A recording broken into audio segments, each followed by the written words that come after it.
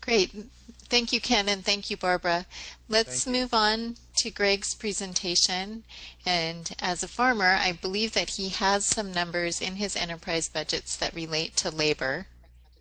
And perhaps, Greg, you could talk a little bit about how you factor in labor on your farm in your presentation.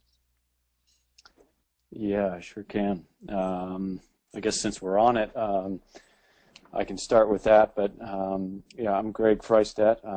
My partner Marcy Miller and I operate Deep Roots Farm. We're going into our third full-time year this year. We did it part-time for a couple of years before.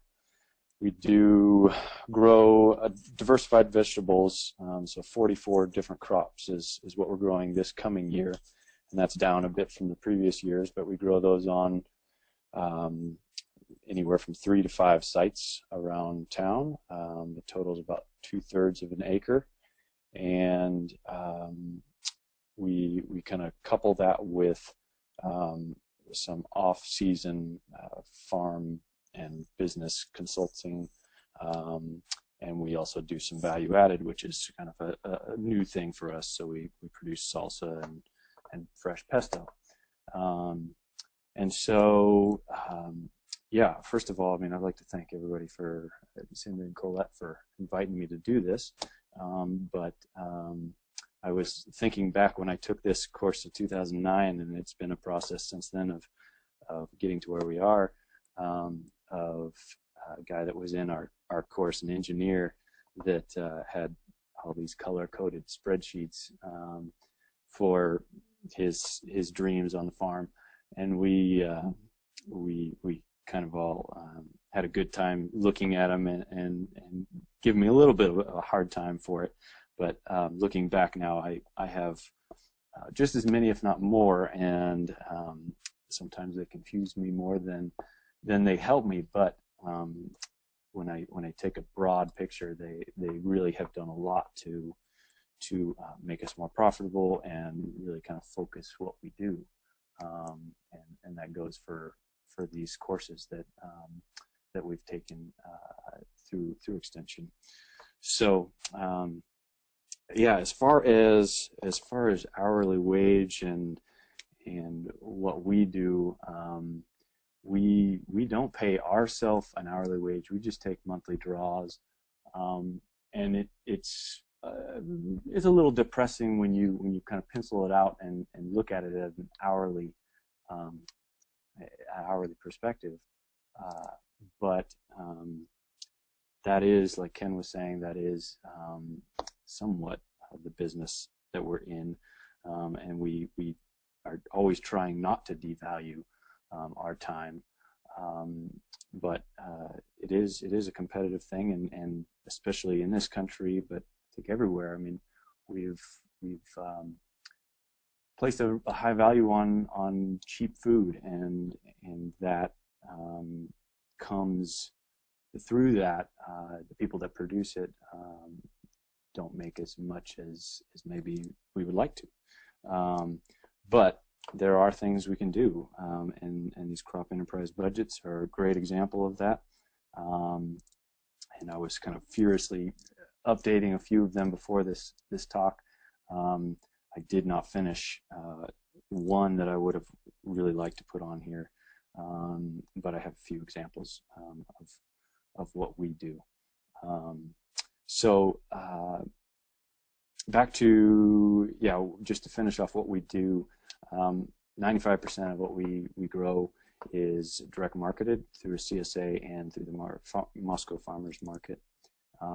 We attend tend a flock of laying hens, 25 to 50 birds a year. We have meat rabbits. We've just purchased milking goats, and we also tend bees.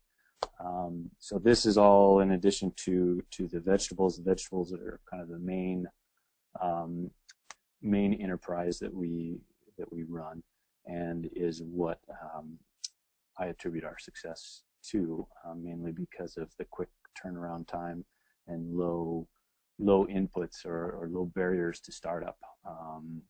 It really relies on our labor and physical capabilities to succeed instead of a large financial outlay, machinery, and those types of things. So, Cinda, could you advance the slide? Can everyone hear me all right? I'm using a different mic. Yes, we can hear you. Thank Okay, you. great. So, like I said, we do 44 different crops, and sometimes that we started out with about 60. And within that, we grow many more varieties, and so I think our varieties are pushing 300 at this point. And so, you know, it's really crucial for us to separate out and look at these individually and what they're bringing in, what they cost us, and then, you know, there's more than what the numbers boil down to. Do we like doing it? Is there demand? All those things. So for this one, head lettuce, we, as you can see through the previous presentations, you know, this is quite similar to what Ken was showing on his and Barbara. But what we've done is just itemize, you know, all of the different inputs that we have, whether they're supplies or starting at the top of this spreadsheet, it's hours put in doing different tasks. Yeah, I'll reiterate what Ken had said, keep everything standard. All the beds that we grow on, we standardize them at a 50-foot bed. They're a 3-foot wide by 50-foot bed. And so that makes it comparable, and it makes it a lot easier when looking at how many are we going to increase for the following year, and then also for yield potential. So if you go down, you know, it tallies up. These are kind of simple sheets that we started out with, and I'll kind of begin with this. This really didn't happen right off the bat before we planted anything. It's been a process that we did a little bit of this more rudimentary than this one before we planted, and then every year we've kept records, and we're doing better and better and keeping records. But everything that we can write down and log every minute that we do something has helped a lot, and makes this pencil out more and be more exact.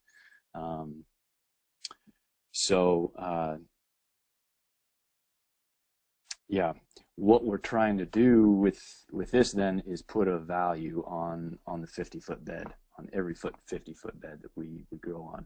There are 150 beds that we do these variety crops on, and we allocate a value to each one and decide and compare against the other crops.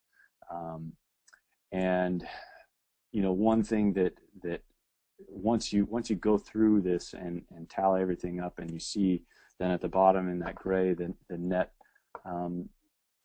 worth of a bed of head lettuce, then you can start to play with the numbers and see where your inefficiencies in time go. You can, you know, decide if you can buy seeds for cheaper. You can decide all these different inputs. You know, can you do better on your costs? Can you do better on being more efficient?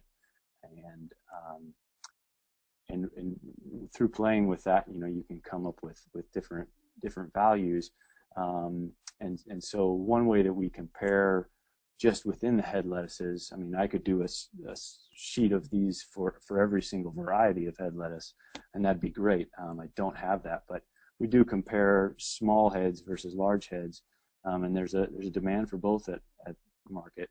And so, you know, given that your costs are a little bit more, you have more seed, you have more plants per bed.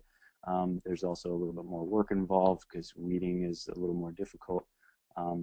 Given all that, you know, there's still, this spreadsheet has shown us that we're still going to be making more per bed by growing these small heads. Now we still do both because there is a demand, and at the bottom of the spreadsheet kind of is our little rating system of how we feel something grows for us, what the customer demand is, and then the amount of work.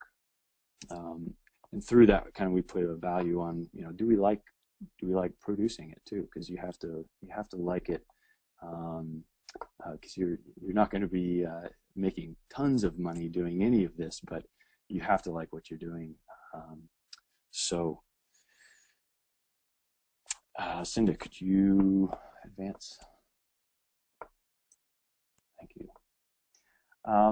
The next one, and I've actually got two spreadsheets on this, this simpler one and then a more detailed one coming up, are carrots. And so this really is exactly the same as the other one, different inputs. But as you can see, at the bottom, the net worth per bed is different. And this is where we start to compare, how many beds of carrots versus head lettuce do we want to grow? This all goes into what the market demands of it, but it really gives us a picture of what is bringing in the money. And so with this one, I'll talk a little bit about yield because that is a moving target, I guess.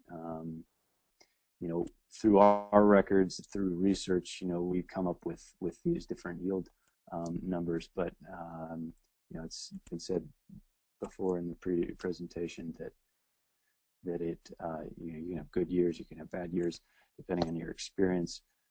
So that is, you do place a reasonable number there, and I think as we go, and what we've seen in the 3 years is we start to kind of hone that number down, and you get better estimating that and actually knowing what that's going to be. So another comparison that we have used, or have used the enterprise budgets to make decisions on, specifically for these carrots, are comparing two different seeders. We use just hand push seeders, and the column on the left, the first column, is with our current seeder, and then you see the right hand column with the Jang seeder is a more complicated, precise seeder, costs more money, and this was a decision we were trying to come to. Do we buy this seeder for this coming year? And the benefits of having the precise seeder come with fewer seed costs, less thinning in something like carrots, which is notorious for needing lots of thinning. And that was the big reason for looking at it.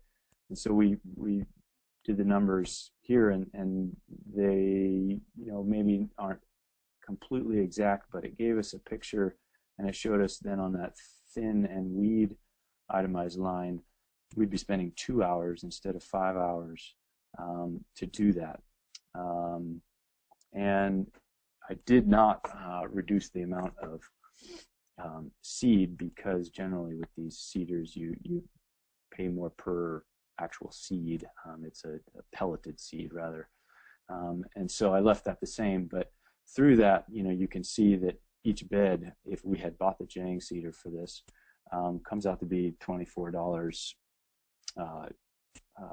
bringing in $24 more. And then comparing that to what a seeder costs, you begin to get a picture of, okay, is this worth it?